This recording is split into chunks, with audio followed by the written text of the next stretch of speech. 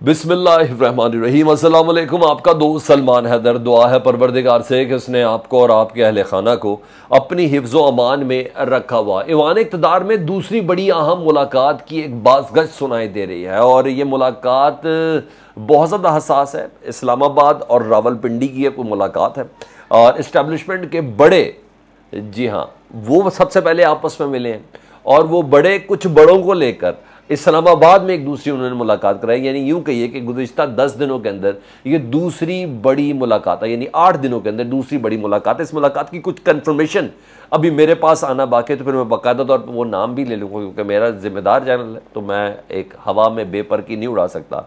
लेकिन खबरें इस तरह की तवाना होती हुई नज़र आ रही हैं और बड़ी ज़बरदस्त और पाकिस्तान के लिए बड़ी खुश आइंद है जी, मुस्बत मामला है जी। कुछ बड़ों को लेकर किसी बड़े के पास गए, यानी इस मुलाकात का लुब्बे लुबाव अगर ये है तो मगर जैसी कुछ और डिटेल आती है, मेरा पाकिस्तान के हक में बेहतर होने जा रहा है, चीज़ें सेटल डाउन होने जा रही हैं। बहुत हो गया, ये खींचातानी बहुत ज़्यादा हो गई, तो मुझे खुशी इस हवाले से है। तो इसकी डिटेल जैसी आएगी तो मैं मज़ीद वो भी कुछ चीज़ें बताऊंगा। नहीं, कच्ची बात नहीं करनी है मेरे पास, लेकिन अभी कच्ची बात नहीं करनी। दीगर कुछ खबरें आखिर में मैंने आपको वो बताना है। फ़ौज के ऊपर बहुत बड़ा हमला किया गया। वो फ़ौज जो अपने आप को न्यूट्रल कह रही है, वो फ़ौज जो अपने आप को न्यूट्रल कह रही है, इंडिफरेंट कह रही है हमारा किसी किस्म के सियासी मामले में किसी किस्म की कोई अमलदारी नहीं है, गुज़िश्ता Imran Khan regime change operation में हमारा कोई किरदार नहीं है। उस फ़ौज के ऊपर नवाज शरीफ साहब ने एक इल्ज़ाम लगाया है जी, नवाज शरीफ के स्पोक्स पर्सन ने एक बड़ा इल्ज़ाम लगाया। उसकी डिटेल एंड में मैंने आपको बतानी, लेकिन दीगर कुछ चीज़ें और भी बहुत बीच में जी। पाकिस्तान तहरीक साहब का 2/3 या क्लीन स्वीप क्यों तय है, किस बिना पर तय, कल कुछ इशारा दिया था, आज उसकी भी जरा डिटेल है। तो वीडियो बड़ी इंटरेस्टिंग है और मुकम्मल आपने देखा। तो सबसे पहले जी दूसरी मुलाकात तो मैंने आपको खैर उसके थोड़ा टीजर मैंने बता दिया, थोड़ा इंटरेस्ट बना रहे। अच्छा, पाकिस्तान तहरीक इंसाफ की कोर कमेटी का इजलास कल तो बनी गाला में तब बुला लिया गया। पूरे पाकिस्तान के जितने भी कोर मेम्बरान हैं जी ज़िले लेवल तक के, उन तमाम को बुला लिया गया और बड़े अहम तरीन फैसले होने उसके अंदर। मैंने बोला फर्दर स्ट्रेटजी दिवानी, लेकिन इमरान खान ने उससे पहले ना MNAs और MPs जिनका ख़ास कर ताल्लुक़ है खैबर पख्तूनख्वा से, यानी खैबर पख्तूनख्वा की अपनी टीम को परवेज़ खटक समेत, उन्हें बनी गाला के इजलास में बुलाया और उनसे ख़िताब किया। सब्ज़ रंग के कुर्ते में उनका ख़िताब था जी, अच्छे लग रहे थे। अच्छा, और ताकि आपको पता है कि लॉन्ग मार्च हो या कोई बड़ी तहरीक हो, खैबर पख्तूनख्वा ज़ोर बाजू कहलाता है पाकिस्तान तहरीक इंसाफ का और सही तरीके से अपना अमल दखल दिखाता है। तो उनको उनसे बात करना बहुत ज़रूरी था इमरान खान साहब का, क्योंकि कल परवेज़ खटक में 22 सितंबर की तारीख लोगों को इस्लामाबाद लाना, इमरान खान की गिरफ्तारी के हवाले से जो प्लान है, उस प्लान को किस तरह सबूताज करना है, वो सारी चीज़ें तो हो चुकी थी यहाँ तक। लेकिन दूसरा मकसद एक और भी है। इस वक्त पंजाब के साथ खैबर पख्तूनख्वा में भी बाकायदा प्लान करके मेन स्ट्रीम मीडिया को खबरें दी जा रही है कि बहुत बड़ी तब्दीली आने वाली है, बहुत बड़ी तब्दीली आने वाली है। उस सिलसिले में ज़ाहिर बात एक प्रोपेगेंडा भी खास चल रहा है। मैंने आपको बताया है कि 15 से 17 MPs होंगे। सबसे पहले मैंने आपको 5 से 6 रोज़ पहले बताया था 15 से 17 MPs होंगे जो उनको खैबर पख्तूनख्वा से जिनका ताल्लुक़ होगा, जिन्हें इमरान खान साहब ने कट्टी कर चुके हैं, इनको शोकास भेजा जा चुका है। ये PTI से तंग नहीं है, PTI इनसे तंग है, इमरान खान इनसे तंग है। इन्होंने धोखा दिया उस मौके पर जिस वक्त इमरान खान साहब को इनकी सबसे ज़्यादा ज़रूरत थी। ये 25 मई को KP के हाउस के अंदर भाग गए थे।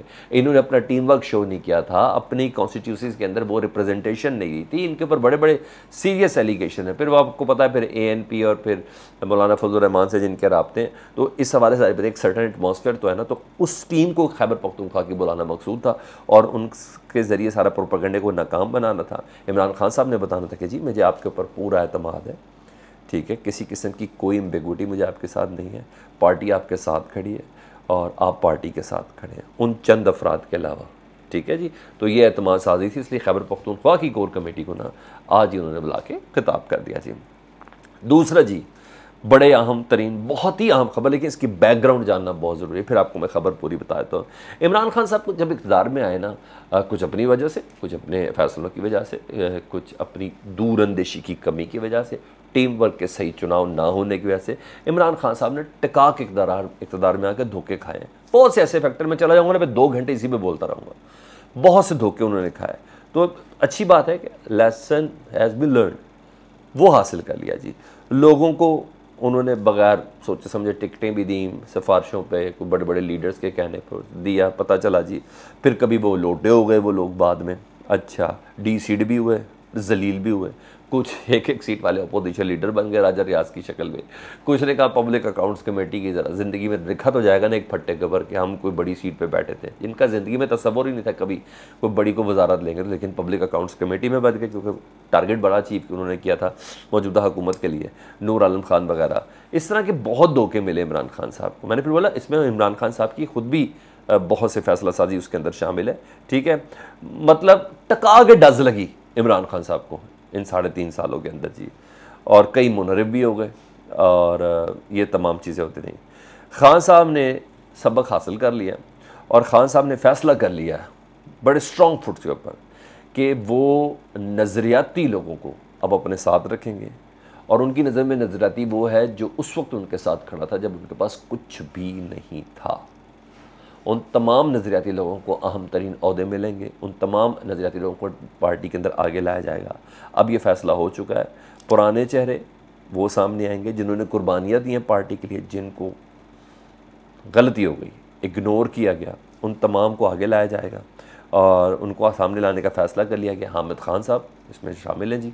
हामिद खान साहब को पार्टी के अंदर शदीद इख्तलाफ है, हामिद खान साहब को बड़े इख्तलाफ है, हामिद खान साहब को आगे लाया जाएगा जी। अहम जिम्मेदारियाँ देने का उन्हें फ़ैसला कर लिया गया। उमर चीमा जैसे लोग, आपने देखा कि जब गवर्नर ने धोखा दे दिया चौधरी सरवर साहब ने, तो फिर उमर चीमा को जिम्मेदारी मिली और अल्लामा इकबाल साहब के नवासे साहब जी उनको मिली। तो खान साहब ने इक़्तिदार के आखिरी दिनों में भी ये लर्न कर लिया था, लेकिन अब इसके ऊपर ज़रा ज़्यादा सूरत के साथ अमल होगा। तो अब नज़रियाती लोग जिन्होंने जो इब्नुल वक्त नहीं होंगे, ये धोखा इब्नुल वक्त ने दिया ना तमाम ने, तो जो इब्नुल वक्त नहीं होंगे, जिन्होंने अरूज देख के पीटीआई में शमूलियत इख्तियार की, उन लोगों को सामने रखा जाएगा। तो ये एक अच्छी बात है। मैंने कहा ये भी आज फैसला हो चुका है बनी गाला में, ठीक है, बड़ी कन्फर्म आपको इतलात दे रहा हूँ जी। अब मैंने एक और ख़बर थी कल मैंने दी थी कि इमरान खान साहब के ख़िताब के दौरान जो था, लेकिन उसमें कुछ और डिटेल मेरे सामने है कि किस तरह पाकिस्तान तहरीक इंसाफ 2/3 मेजॉरिटी या क्लीन स्वीप ले सकती है। वो कहते हैं अंधा क्या मांगे 2 रोटियां। अच्छा जी, मैंने बोला कि खाली पेट तो कोई चीज़ ही नहीं चल सकती, ना कोई तहरीक चल सकती, ना कोई कुछ हो सकता है। पाकिस्तान का नारा रोटी कपड़ा मकान ये बड़ा चला, फिर बिरयानी पे वोट बिके, ये सब कुछ होता रहा ना, तो हमें पता चल गया कि पेट और मुंह के दरमियान के जो रास्ते हैं ना, ये सबसे पहले फोकस करना है, ठीक है। सारे बच्चे इसके साथ अटैच हैं, सब चीज़ें तो चलता है। तो पीटीआई की तहरीक क्यों कामयाब होगी, इसका एक चार्ट है जी, वो ज़रा सुन लें जी, वो ज़रा देख लें जी। पेट्रोल जी मार्च 2022 जब इमरान खान साहब की हुकूमत गई 150 रुपये लीटर था, और ये पीटीआई ने चार्ट दिया, तो मैं बिल्कुल कन्विंस हूँ उस पर, इसलिए मैं आपके साथ शेयर कर सकता हूँ। पीडीएम की हुकूमत ने 236 रुपये का कर दिया जी अगस्त के महीने में पेट्रोल। 150 का लीटर पीटीआई का था जब इनकी हुकूमत ख़त्म हुई, 236 रुपये का कर दिया। वजह क्या, क्यों, कैसे, बारूदी सुरंगे, नहीं, अवाम को इससे कोई ताल्लुक़ नहीं है।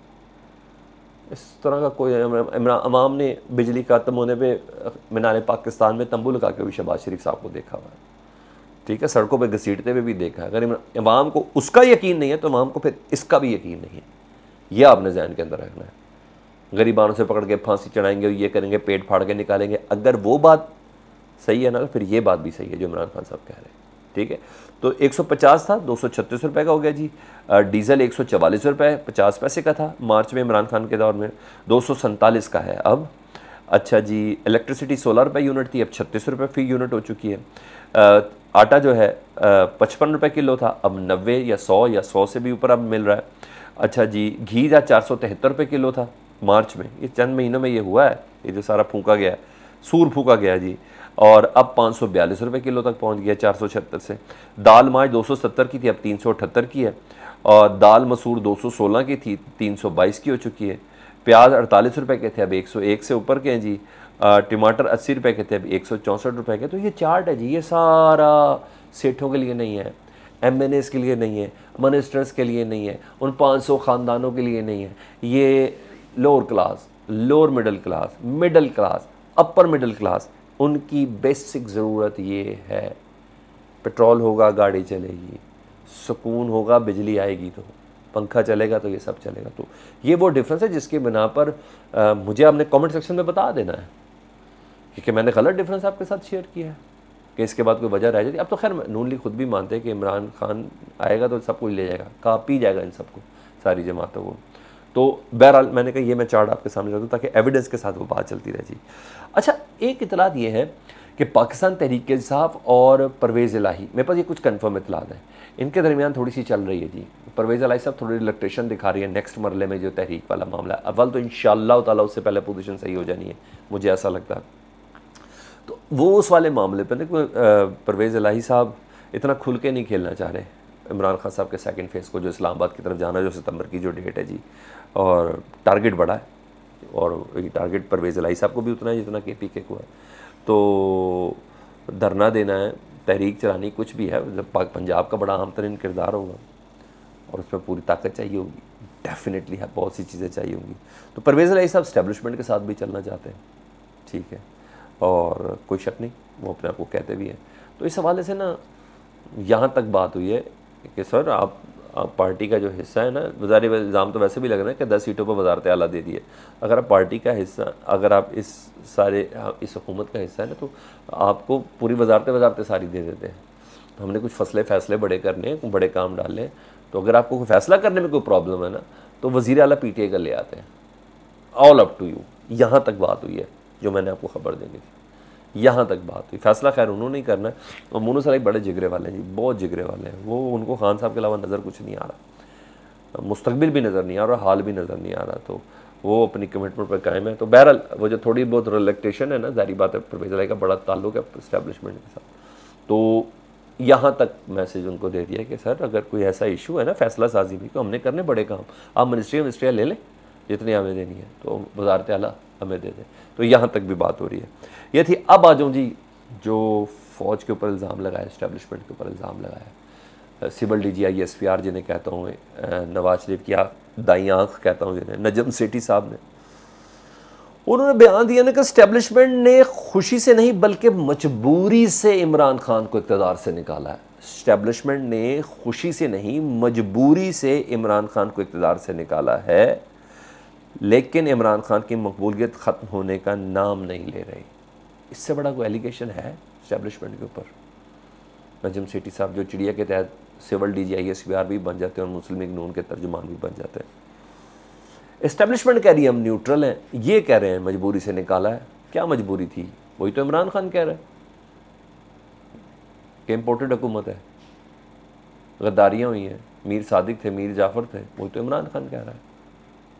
तो ये किस तरह कह रहे हैं कि जी निकाला है, इक़्तिदार से निकाला? इस्टेब्लिशमेंट कह रही है हम न्यूट्रल, हमारा इंडिफरेंस है, हमारे साथ कोई मामला ही कुछ नहीं है, आप सियासतदान अपने काम डालें, जो कुछ करें अपने मामला को सही करें।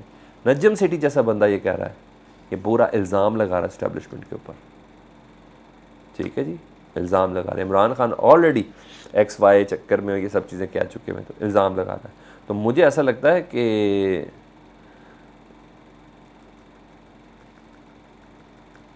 ISPR को नजम सेठी साहब को शटअप कॉल देनी चाहिए।